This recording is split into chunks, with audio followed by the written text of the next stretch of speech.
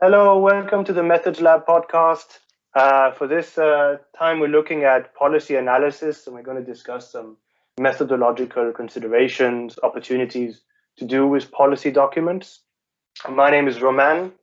I'm joined today by two of my esteemed colleagues at Warwick University, Maria Gavris and Marco Haenssgen. I had to practice that.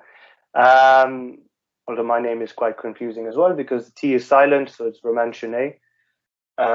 Briefly, my background is a mix of NGO work and more recently academia. So I've just finished my PhD, waiting for the Viva to pass on so I can get to the next stage of publishing lots and lots of stuff, hopefully. I'm based in the Global Sustainable Development Department alongside Maria and Marco. So it's really nice to have a kind of an in-house discussion, maybe targeted to themes that are based around development. One method that I've really focused on myself is post-structural policy analysis, which is quite Foucauldian in background, and I suppose has a few different permutations, but I've looked specifically at Carol Bacci's problematization-based approach in analyzing policies. So that's me. I'll hand over to Maria. Hi, hello everyone, and thanks Roma for handing over and also for inviting me to join you in this podcast. Hello everyone, my name is Maria. I am a senior teaching fellow in GSD. My main research interests are in the governance and macroeconomic aspects of sustainable development, and in particular labor governance and the sustainability, or perhaps I should say lack thereof, of international monetary systems. And my approach to policy analysis is somewhat more ad hoc, loosely based on critical perspectives in political economy. So this involves asking two key questions. What is policy for, first of all? And the answer to this will obviously depend on whom you ask. So which voices are counted as relevant in deciding policy aims? So, for example, we might agree that policy should generally be for development, but we might understand different things by development.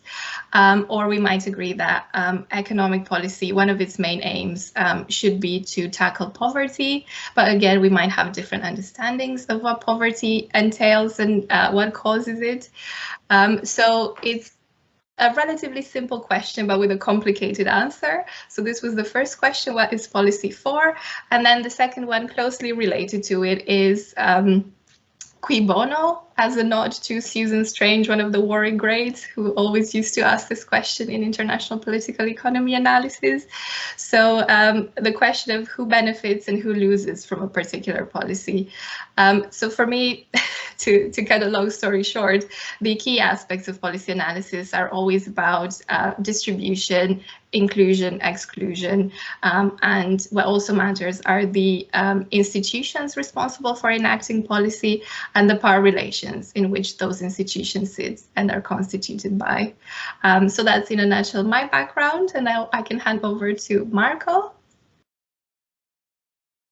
Thank you so much, Maria and Romain. Thank you for having me, and hi everyone who's joining into this podcast. My name is Marco Henskin. As Romain had already introduced me, I'm also one of the GSD folks in Global Sustainable Development. I'm assistant professor and I do quite a bit of research on everything more or less in Asia, Southeast and Southeast Asia. And among the many topics that I am interested in, one of the common themes in there is, in fact, policy and how we can approach and how we can analyze it. Now, the idea of policy I approach quite liberally. It's quite a broad concept. Potentially, it can be, of course, the conventional idea of a written text that guides governance, that guides state in implementing particular practices, that regulates behavior. It can be informal text, it can be guidelines, specifically in medicine, for instance, it's very common. But it can also be something perhaps a little more unconventional. It can be something as specific as a project or an intervention that acts as if it was a policy. We can analyze it as such. And we can even analyze policy in a way that touches on issues of discourse, potentially, broader systems of thinking that shape how we act, how we even think. Now, it depends a bit on the framing that we applied and what policy is and how we analyze it. So in my work, This spans quite a broad spectrum depending on what is it that we're looking for, what is it that we're interested in our policy analysis. For instance, we could use a stakeholder analysis to see what are the configurations and constellations and strategies of different actors in shaping, for instance, intergovernmental policy agendas, like the Sustainable Development Goals that we in GSD, Global Sustainable Development, are quite interested in, or something smaller scale, who determines what is the Youth Education and Development Project about, right? We can use evaluation approaches, multidimensional evaluation approaches to see, for instance, whether a medical intervention is successful in achieving its targets, but maybe also has unintended consequences, or maybe it's not the most relevant thing we could have done in that particular context. The same we can apply to medical context, to medical guidelines, or even national health programs.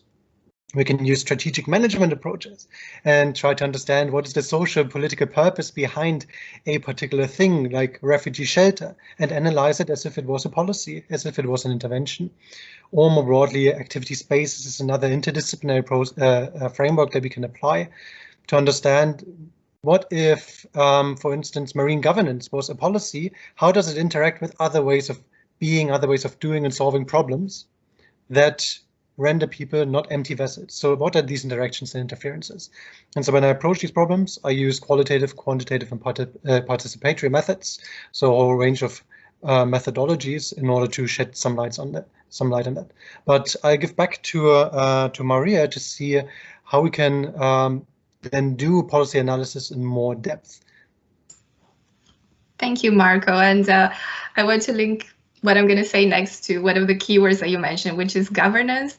So I think that's true for all of us in GSD, that we focus on the broader sphere of governance and not just policy. So again, looking at institutions as well as policy and the power relations surrounding those institutions. So I want to give an example from my own work on labor governance, where I analyzed the relationship between labor market and employment policy on the one hand, and the UN's decent work goal on the other. But I did so by looking at the institutions responsible for devising and implementing labor market policy. So these are institutions like labor ministries, public employment services, or labor inspectorates, which I have analyzed in the broader context of transformations in state market relations in the broader evolution of capitalism. So for example, we had this shift which started with neoliberalism towards new public management, which is an approach to public sector management focusing on cuts and specific targets for policy. And I've looked at how this trend was reflected in labor market institutions in particular, what impact it had on the institutions, and through those institutions, what impact it then had on labor market outcomes themselves. Speaking of transformations in state market relations, another important one that emerged in my work has been the shift towards a growing importance of the role of non-state actors. So it's not just state market relations, but also the emergence of these actors like international financial institutions or supranational institutions and organizations such as the IMF or the European Commission. So then what becomes relevant in policy analysis is also the notion of policy coordination. So the idea that responsibility for policy is distributed across lots of different organizations, possibly even at different scales of analysis. And then also policy conditionality, so the strings attached to some of the financial aid received by particular countries, which restricts their room for maneuver then in domestic policy. So all of these are relevant, again, going back to power relations always. So I guess it's worth mentioning also that, of course, power itself and institutions are very contested terms with multiple meanings. So complexity emerges here as a theme in policy analysis. And for me, I share the belief of pragmatist philosophers that reality is complex and stratified, that it has objective and subjective layers, some stable, some precarious, to quote John Dewey. So for this reason, this then has implications for epistemology, moving on from ontology to epistemology, because it points us towards pluralism at both a theoretical and methodological level. So the idea of combining different methods in order to see the different facets of a phenomenon. So what I prefer to do in my policy analysis usually is to take a case study approach at the level of research design, because case studies allow us to look at a phenomenon in its broader context and also explore the sometimes fuzzy boundaries between phenomenon and context. And I like to use a plurality of methods. So generally I combine interviews with stakeholders, so policymakers, trade union leaders, and also industry representatives, because these categories are considered to be central in power structures within capitalism by critical political economists. And then corroborating these with policy documents analysis, analysis of media sources, official statistics where available, which creates great opportunities for triangulation. So I think this is one of the big strengths of such an open and broad approach, and using information from different sources. And I could also give a further example, but I'm not sure how we're doing on time. So go for it, that's fine. Okay, thanks. So I mentioned also the sustainability of international monetary systems as an area of interest. So I was looking at Eurozone policy specifically, so the sustainability of Euro area economic policies, and this was right in the aftermath of the Euro crisis. So at the time when we had this big debate between those who were saying a big problem with how the Euro area is set up is German power within the bloc. And then those who were saying, no, actually, that would be the solution to give Germany more power in these policy areas. So that's quite an interesting contradiction. And I do love a good contradiction myself. So it was a good starting point. But then in line with my view that we should take a historical and institutionalist approach, I started with a historical analysis of the European monetary system of the 1970s as the precursor to the Euro area today and how that was set up. And then I combined this with an analysis of policy documents related to the Maastricht Treaty, which laid the foundations of the Euro area as we know it today. And then also interviews with the three categories I mentioned, with policymakers, trade unionists, and industry leaders. And finally, some official statistics on, for example, trade or the evolution of non-standard forms of employment. So this led to a very rich picture, and this is work that I really enjoy doing. So it does capture a lot of the complexities involved in Euro area policy. But of course, complexity can also be considered then a downside, because where do you stop? You know, there are so many facets to cover and so many important things. It's difficult to know where you draw the line. I mean, I suppose when funding runs out or when you run out of time, that's a natural stopping point. But I think, yes, complexity is something that we can discuss later on also when we touch upon the challenges around policy analysis. So I'm happy to leave it at that and hand over to Romain, I think, for now, and then we can discuss more. Yeah, you can hand over to me. I think for me it would just be a quick recap that I find the concept of contradictions and complexities really interesting, and this ties in a lot into my research because to give a bit more introduction as to how I approach the research that I do is fundamentally it is post-structural, but there is always a question as to where you draw the line, right? And even Foucault and the other kind of big names in post-structuralism will recognize that there is a line that gets drawn if you want to say something, something that has practical or direct relevance to the debates that you're entering. Yeah, and the vagueness around post-structuralism is not helpful in this sense, because the ultimate deconstruction is of everything back to anything that we would consider what Maria mentioned as perhaps objective layers of reality. They too become deconstructed. Yeah, so you're kind of left with grains of sand when you need to build something that's a bit more involved. So there is an inherent skepticism here around how you forward academic truths, academic, I guess you could say, expert opinions or useful or practical knowledge, because of the ways in which these can be harnessed and manipulated. And a lot of the critique in post-structural policy analysis is around this.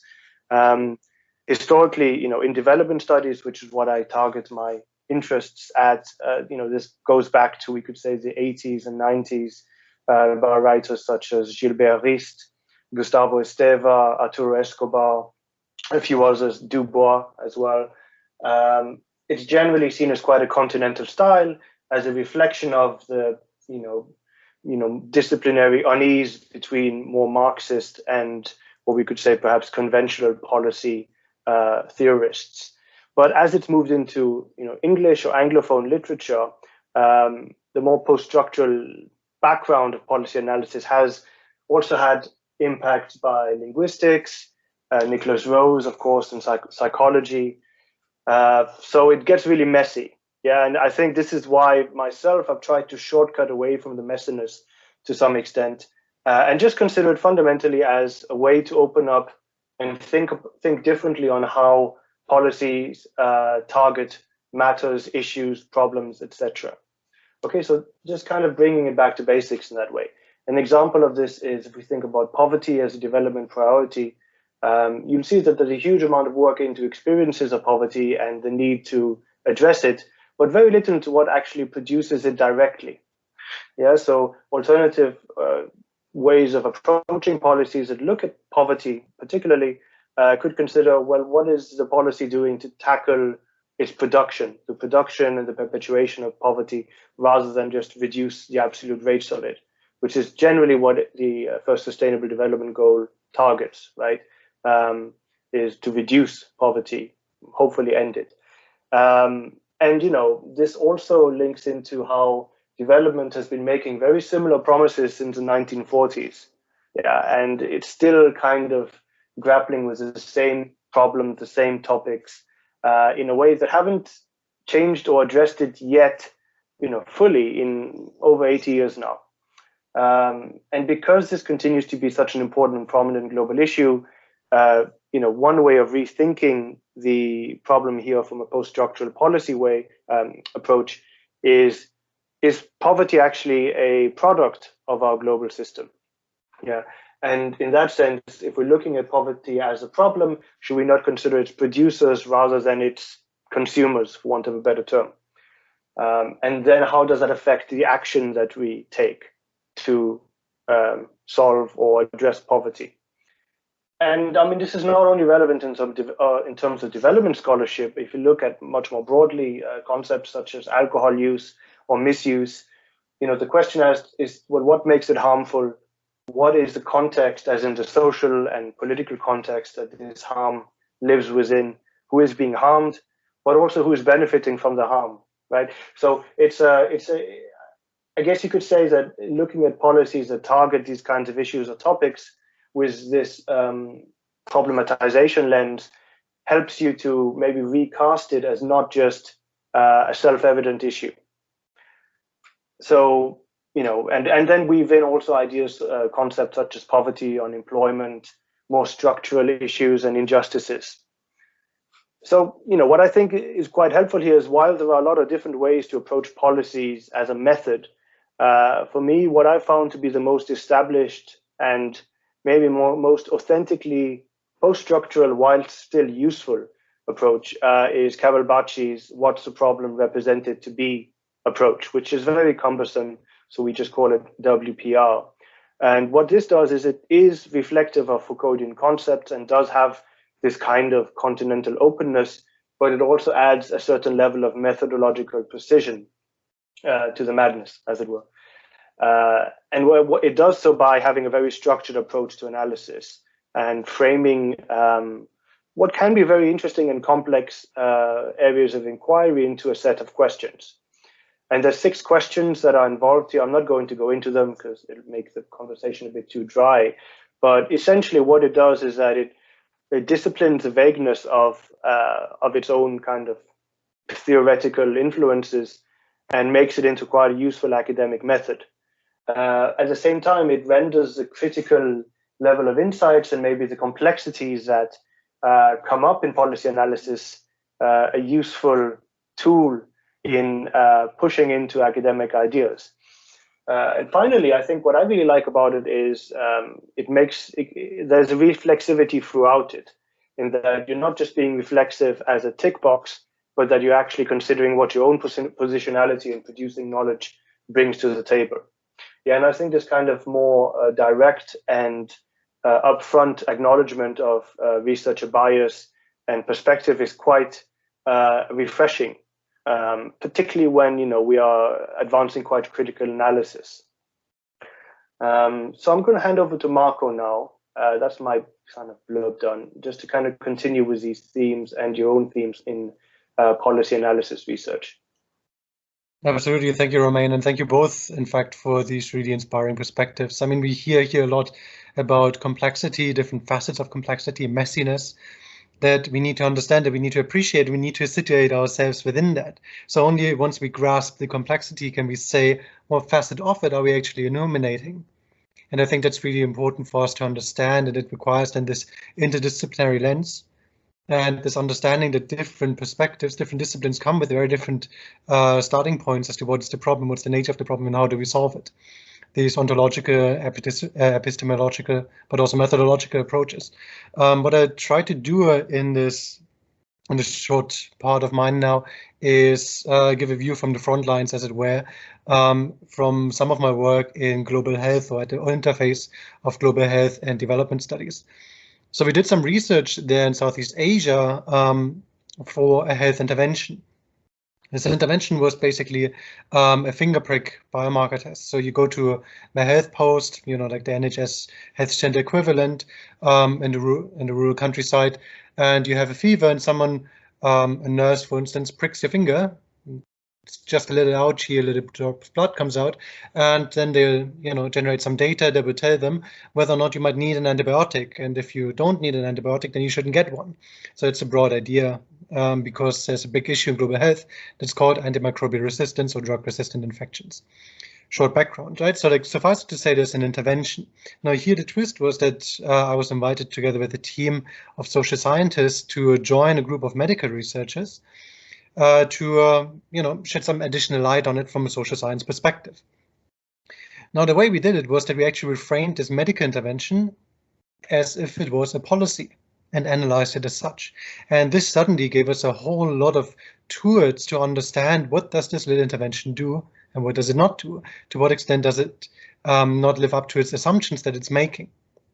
So the normal medical research approach, the way you would assess or analyze this intervention or this policy, would be relatively positivistic policy evaluation techniques.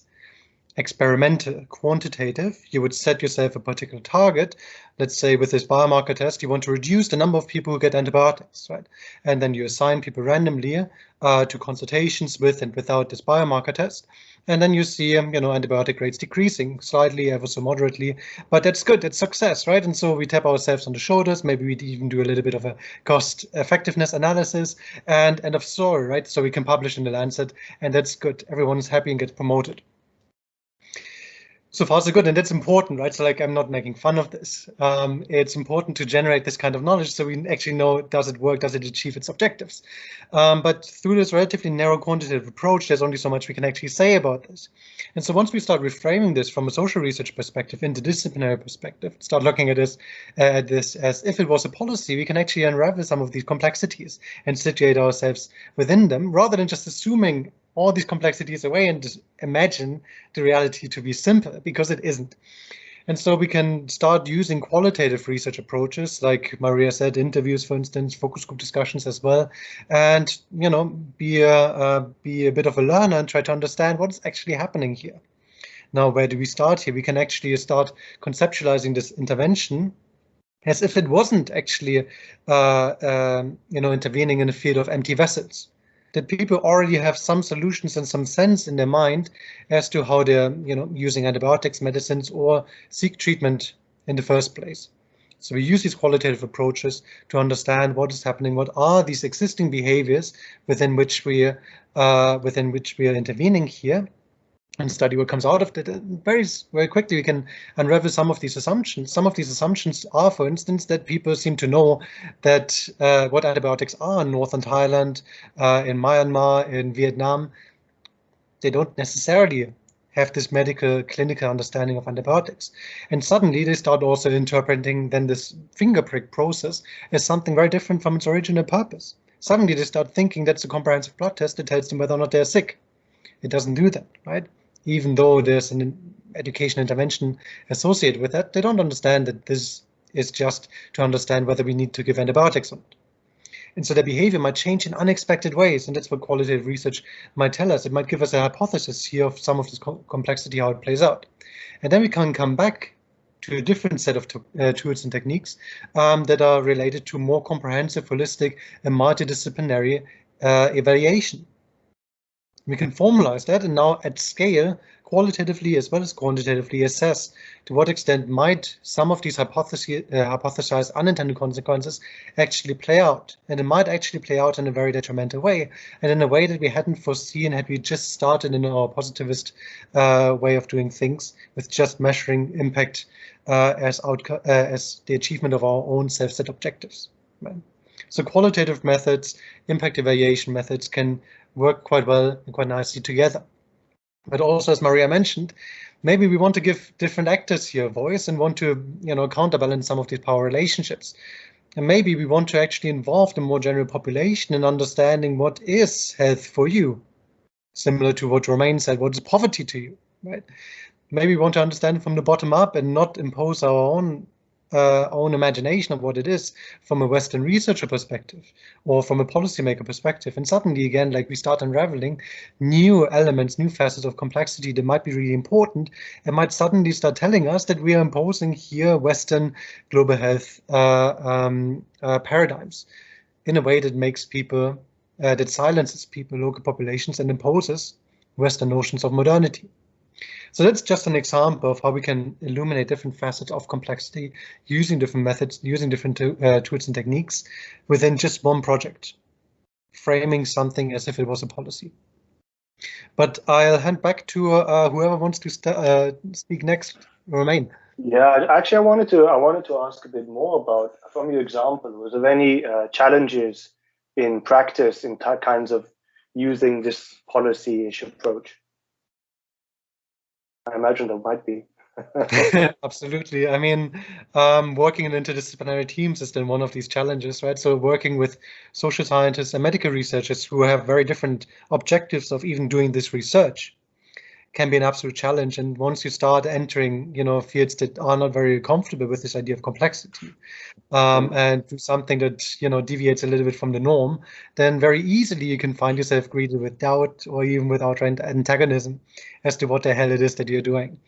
Yeah. And that can be very difficult to communicate. So like you have to set expectations really, really early on as to what might be possible outcomes of this. But also you have to be very political and diplomatic when you do this research in these multidisciplinary teams, to, not step on people's toes, but also not, steamroll them with needless jargon, needless complexity that might not be relevant to other members of the team because they just want to find out something very specific. Yeah, no, I can see how kind of there's a balance here between addressing complexity and achieving consensus, I guess, in practice, because you still need to be able to do what you want to do, even if it's not as much as you want to do it. It'll be enough to kind of get a foothold in there. And I asked that question because I just wanted to close this podcast with a few thoughts on the challenges of using policy analysis in practice. And that's a really good one, in that if you are kind of working with other people in a wider research project, how can you make it relevant to the broader aims or very specific aims of that project, which you may not have direct control over, right? So it does kind of become like, how can you add value to that wider research project? Now, my research is generally quite solitary, independent, I suppose, and very much focused on textual analysis. So for me, the problem, or perhaps the challenge, is more about, well, how am I approaching this as a subjective researcher? Because my own subjectivity as kind of, educated in English, for instance, working from this cultural context, having this particular background, these particular interests, all of that, is interwoven into how I'm approaching a document. And what's quite nice about that is, the method that I use avoids this pretense of, positivist knowledge generation. Yeah, but at the same time, it is still entering an academic field where you are graded and your research deemed, valuable, impactful, based on your adherence to those maxims of what constitutes rigorous research, etc. And this is not a new concern. I mean, Foucault had these issues and these concerns as well back in the 60s. So there's certainly nothing new about it. What I find quite interesting, looking at it the way that I do, is that there seems to be an increase, not necessarily a proliferation, but an increase in the level of upfront and honest engagement with this, in not pretending that your work is a kind of scientific objective truth, but a potentially relevant and valuable contribution to wider debates, which is kind of a good thing to aim for. Maria, did you want to add anything on any potential challenges you've seen in using policy? Yeah, just a couple of short points actually to link to ideas that both of you have mentioned, to do with interdisciplinarity on the one hand, and what you were just talking about now, which relates to positionality and reflexivity, which you've mentioned before actually. I quite like this idea of interdisciplinarity as both a potential solution to balancing complexity and messiness, but also as a challenge in itself. So I've seen that in my own work on labor governance. This is an area where obviously it's very useful to draw insights from different disciplines like economics, but also employment relations, sociology, politics, labor law. But at the same time, as Marco mentioned, all of these disciplines have their own reference points and codes of conduct and buzzwords. So you do need to have a bit of an awareness of what those are and whether and how you can work around them. Which is not always easy to do. So we can't really assume that interdisciplinarity will be the magical solution to everything, though of course in GSD we are interdisciplinary thinkers and we love it, but it's not a solution to everything. And then it's also, it can also be a bit of an echo chamber if we never define what it is. So, Absolutely. I agree. And then in terms of positionality and reflexivity, I just wanted to say that I very much agree with you. And it's very important to acknowledge that, we will all have our own vision of what policy should be for, going back to the question I mentioned at the start. So I don't think that that's a problem or a challenge in itself, right? I believe in the value-ladenness of inquiry, but it's important to acknowledge that and to recognize that our own judgment will be influenced by our answers to this question, and to be honest about how this influences our research and our analysis. As I said, I see this as a strength rather than a challenge, or it can be transformed into a strength if done right. Yeah, because I guess, it's a challenge that kind of urges you as a researcher to step up a bit, right? To kind of engage with the complexities and do things the hard way for a good reason. Yeah. Marco, do you want to add anything, Marco? Yes, happily. And I mean, it builds on something that you've mentioned before just now. And you, Romain, talked about subjectivity, and you, Maria, about positionality and, recognizing our role in this complexity. I think something that's important also to bear in mind is that we need to practice what we preach when we are policy analysts, and we want to see policy give voice to people, right? And challenge power structures, but we also have to be part of that as well. And so for us as academic researchers, it's always often very tempting, because there's also, intellectual currency in being very critical of how things are being done, because that gives us something to talk about, obviously, right? But at the same time, we need to be also very constructive, right? And how do we then actually propose something that adds value when we do a policy analysis? Because policy analysis also relates to something concrete, tangible out there in the world, and often involving people that actually want to solve problems, right? So why don't we also help them constructively?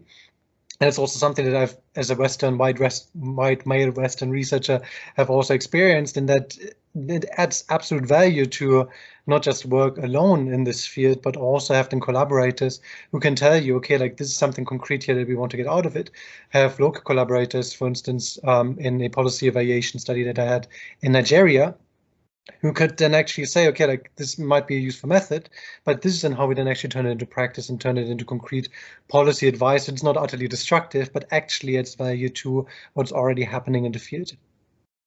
Yeah, totally. And I agree is that, there's a lot of talk around decolonizing research.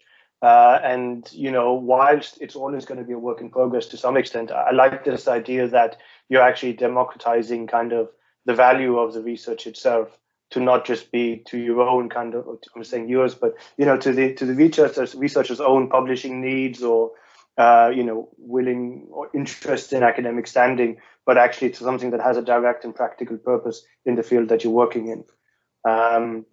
So yeah, I mean, for myself, just to close maybe with a final kind of challenge I've seen is that, there's a lot of talk about, because I do a lot of discourse analysis, and there's a huge issue in discourse analysis when it comes to policy in particular, in that, okay, as Marco, you said, it's great to critique, but then are you not just also disempowering the agency of those that are kind of maybe missing out in a policy? And how do you account for this idea of subversive agency in response to the top-down policy, for instance? And I think today we've discussed a few different ways, implicitly perhaps, but a few different ways in how, by actually engaging with the communities that are receiving policy as a form of discourse in some ways, can be a nice way to maybe start bringing those voices back into the discussion. Anyway, that's maybe a chat for another day. So for now, I'd like to thank you both again, Maria and Marco, for your excellent and really interesting contributions. And I'd like to thank also finally the Wicked Methods Lab on this opportunity to share a few ideas on policy analysis. Thank you both again very much. And thank you for any viewers/listeners. Thank you so much.